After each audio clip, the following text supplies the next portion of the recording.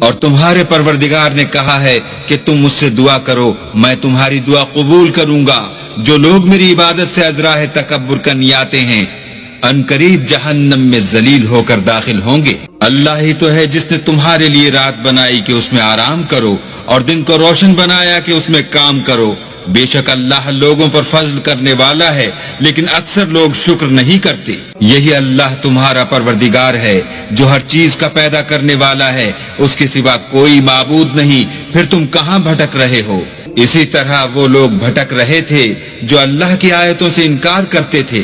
اللہ ہی تو ہے جس نے زمین کو تمہارے لیے ٹھہرنے کی جگہ اور آسمان کو چھت بنایا، اور تمہاری صورتیں بنائیں، اور صورتیں بھی اچھی بنائیں، اور تمہیں پاکیزہ چیزیں کھانے کو دیں۔ یہی اللہ تمہارا پروردگار ہے۔ بس اللہ پروردگار عالم بہت ہی بابرکت ہے۔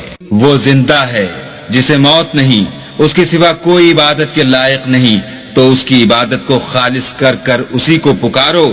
ہر طرح کی تعریف اللہ ہی کو سزاوار ہے جو تمام جہان کا پروردگار ہے۔ اے محمد صلی اللہ علیہ وآلہ وسلم، ان سے کہہ دو کہ مجھے اس بات کی ممانعت کی گئی ہے کہ جن کو تم اللہ کے سوا پکارتے ہو ان کی پرستش کروں، اور میں ان کی کیوں کر پرستش کروں جبکہ میرے پاس میرے پروردگار کی طرف سے کھلی دلیلیں آ چکی ہیں، اور مجھ کو حکم یہ ہوا ہے کہ پروردگار عالم ہی کا تابع فرمان رہوں۔